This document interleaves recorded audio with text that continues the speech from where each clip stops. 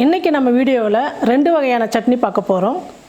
உளுத்தம் பருப்பு சட்னி, கடலை பருப்பு சட்னி. இந்த 2 சட்னியுமே இட்லி தோசைக்கு ரொம்ப சூப்பராக இருக்கும். சாதத்தோடு பிசைஞ்சு சாப்பிட்லாம். இப்போ அந்த 2 சட்னி எப்படி செய்யுதுன்னு பார்க்கலாம் வாங்க. உளுத்தம் பருப்பு சட்னிக்கு ஸ்டவ் பற்ற வச்சு கடாயை வச்சுட்டேன். கடாயை நல்லா சூடு ஏறிடுச்சு. ஒரு 2 ஸ்பூன் எண்ணெய் சேர்த்துக்கிறேன். உளுத்தம் பருப்பு சட்னிக்கு 50 கிராம் உளுந்து எடுத்துருக்கேன், அதை போட்டுக்கிறேன்.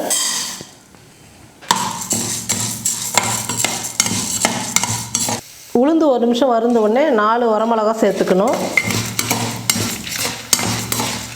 புளி சின்ன நெல்லிக்காய் அளவு. தேங்காய் 1/4 மூடி தேங்காய் சின்ன சின்ன பீஸாக கட் பண்ணியிருக்கேன், அதையும் சேர்த்துக்கிறேன்.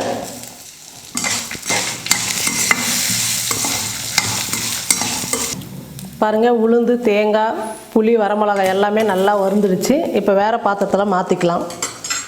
உளுத்தம் பருப்பு சட்னி வதக்கி எடுத்துக்கிட்டோம். இப்போ உப்பு சேர்த்து மிக்சியில் அரைச்சி எடுத்துக்கலாம். சூடு ஆறுனதுமே உப்பு சேர்த்து மிக்சியில் நைஸாக அரைச்சி எடுத்துக்கிட்டேன். இப்போ தாளிச்சிக்கலாம். கடாய் சூடு ஏறிடுச்சு. ஒரு 3 ஸ்பூன் எண்ணெய் சேர்த்துக்கிறேன். எண்ணெய் காஞ்சிடுச்சு. கடுகு சேர்த்துக்கிறேன். சீரகம் ஒரு 1/4 ஸ்பூன். ஒரு சின்ன வெங்காயம் பொடியாக நறுக்கி எடுத்துக்கிறேன், அதையும் சேர்த்துக்கிறேன். கொஞ்சம் கருவேப்பிலை. வெங்காயம் நல்லா வதங்கிடுச்சு.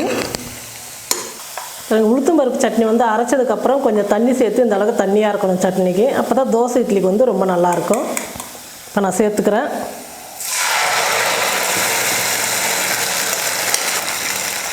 ஒரு 2 நிமிஷம் கொதிக்கணும் அந்த சட்னி.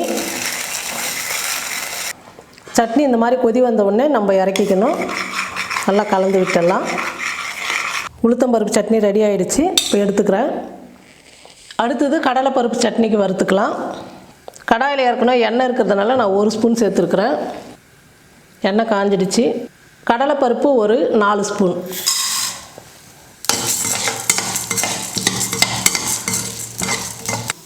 அஞ்சு வரமிளகா, ஒரு சின்ன எலுமிச்சம்பழம் அளவு புளி சேர்த்துக்கிறேன்.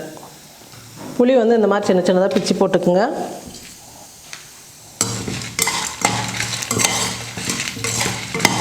எல்லாம் பொன்னுருலாம் நல்லா வறுத்துக்கிட்டோம். இப்போ வேறு பாத்திரத்தில் மாற்றிக்கலாம்.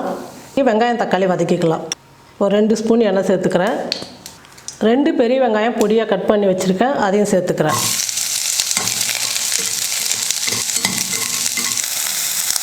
ஒரு தக்காளி சேர்த்துக்கிறேன். ஒரு 2 நிமிஷம் நல்லா வதங்கட்டும். வெங்காயம் தக்காளி நல்லா வதங்கிடுச்சு. இப்போ வேறு பாத்திரத்தில் மாற்றிக்கலாம். கடலைப்பருப்பு சட்னிக்கு வதக்கி எடுத்துக்கிட்டோம். இப்போ உப்பு சேர்த்து மிக்சியில் அரைச்சி எடுத்துக்கலாம். வறுத்து எடுத்த கடலைப்பருப்பு மிக்சியில் போட்டு உப்பு சேர்த்து நல்லா நைஸாக அரைச்சி எடுத்துக்கிட்டேன். இப்போ சட்னி தாளிச்சிக்கலாம். சட்னி தாளிக்கிறதுக்கு ஒரு குட்டி கடாய் வச்சுக்கிட்டேன். ஒரு 2 ஸ்பூன் எண்ணெய் சேர்த்துக்கிறேன். எண்ணெய் காஞ்சிடுச்சு. கடுகு, சீரகம் கொஞ்சமாக. கடுகு பொரிஞ்சிடுச்சு. கருவேப்பிலை சேர்த்துக்கிறேன். ஸ்டவ் ஆஃப் பண்ணிடலாம்.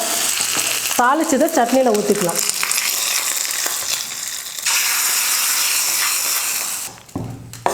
நல்லா கலந்து விட்டுருங்க. கடலைப்பருப்பு சட்னியும் ரெடி ஆகிடுச்சு. 2 சட்னியுமே ரெடி பண்ணிட்டோம். உளுத்தம் பருப்பு சட்னி, கடலைப்பருப்பு சட்னி. நீங்கள் வீட்டில் எப்போவுமே செய்கிற சட்னி கூட இது ரொம்ப வித்தியாசமாக இருக்கும், ரொம்ப சுவையாக இருக்கும். இந்த மாதிரி ஒரு முறை நீங்கள் ட்ரை பண்ணி பாருங்கள். ட்ரை பண்ணி பார்த்தீங்கன்னா உங்களுக்கே பிடிக்கும். எல்லோரும் விரும்பி சாப்பிடுவாங்க.